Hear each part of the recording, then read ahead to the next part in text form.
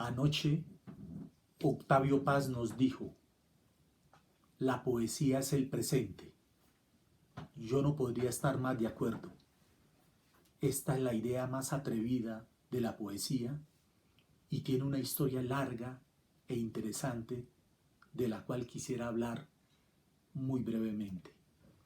No estamos seguros de quién fue primero, si Safo o alguno de sus contemporáneos, pero en el siglo VI antes de Cristo oímos algo nuevo en la poesía, una voz solitaria para lo cual el momento presente lo es todo. Soledad. Se fue la luna, se pusieron las Pléyades, es medianoche, estación, hora, pasa la juventud y estoy sola. Safo de Lesbos. Repentinamente, en vez de las historias de héroes y dioses, tenemos la vida de los poetas. En otras palabras, no lo que Zeus o Aquiles hicieron, sino lo que una mujer en una isla de Asia Menor sintió en una noche en particular en la que no podía dormir. Su voz, su vida, ese momento intertemporal resuena a través de los siglos. El poema lírico representa un gran cambio en la historia de la conciencia y en la historia de la literatura. Olga Fleiberg observó que marca el paso de una visión mitologizante del mundo a una visión realista, y es la poesía lírica que el universo literario se ve poblado de personas por primera vez.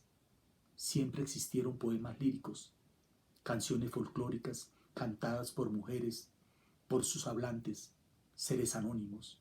Safo inserta la primera persona, el monólogo, el fluido de conciencia y convierte en algo personal la experiencia de la canción folclórica y épica.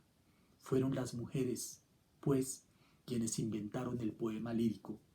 Los filósofos y los teólogos se escandalizaron, por supuesto.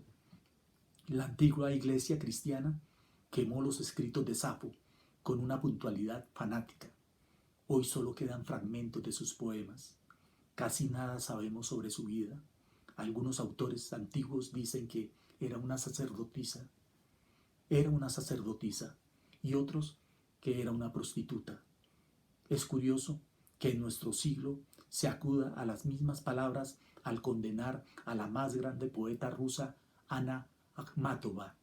El zar cultural de Stalin, Andrés Slanov, dijo: «He aquí una damita burguesa, medio monja, medio puta». Con esto quiero empezar a hablar de Emily Dickinson. Para mí, Emily Dickinson es la más grande poeta junto a Safo de la historia de la humanidad. Emily Dickinson es el centro del canon de la poesía norteamericana. Dice Harold Bloom que es el caso más especial de extrañeza. Dice que es lo más parecido a Milton y a Dante en poder cognitivo. Ningún otro poeta de Occidente tiene el poder cognitivo, la fluidez verbal, la fluidez lingüística de Emily Dickinson. Ella es la secta de un solo miembro. Ella misma hace de su vida una gnosis personal, una simple puritana ortodoxa norteamericana que se convierte en la más grande poeta pensadora en lengua inglesa. Se dice que Emily Dickinson lo repensó todo, que sus pequeños poemas son considerados meditaciones líricas. Quisiera leerles algunas de estas meditaciones líricas con poder filosófico e inteligencia y profundidad psicológica que Emily Dickinson hacia el año 1886 escribe estos poemas que nunca publicó y que aparecieron escritos en unos pequeños folios que su hermana cosía y que forraba en cuero. A ello lo llamó los cuadernos de la inmortalidad. Y aquí algunos de esos fragmentos. Les voy a leer el 1719. Dios es un Dios celoso. No tolera que juguemos sin Él uno con otro. Pocos son suficientes. Uno bastante.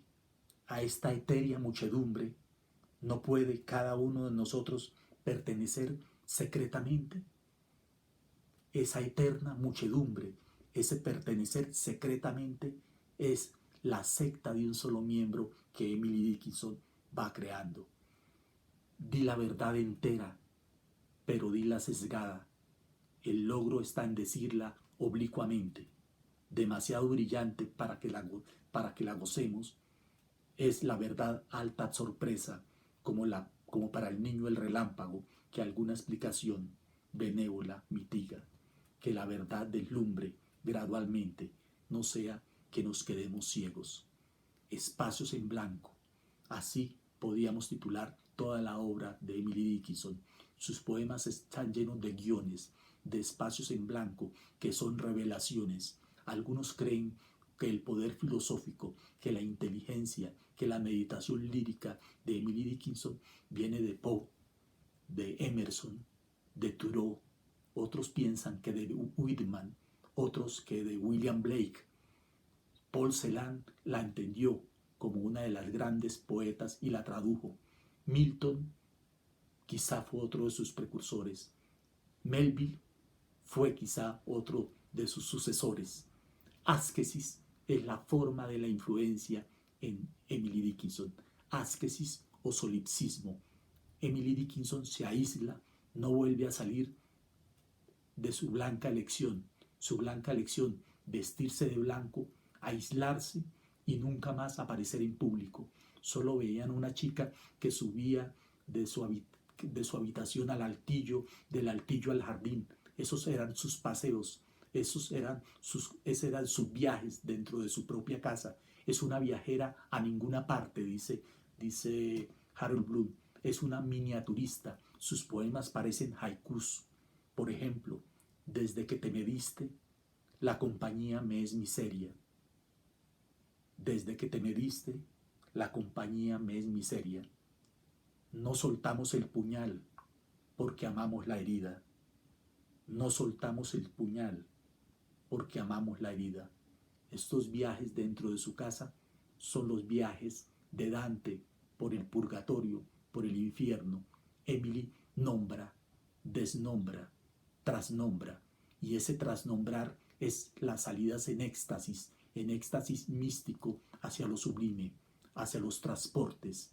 Los transportes son la paciencia, lo oscuro, lo blanco, y las muchedumbres, lo que no está publicado, lo que nunca llegó a publicar. Su lenguaje infantil entrecortado hace parte del canon central en la poesía norteamericana. Emily Dickinson tiene un Dios, y ese Dios son los transportes del más allá al más acá. Su poesía es sesgada, elíptica, sutil, su erotismo contenido, su gnosis privada. Emily Dickinson, la trascendentalista por excelencia, la imaginista por excelencia, la poeta simbolista en el mundo moderno, para el mundo moderno.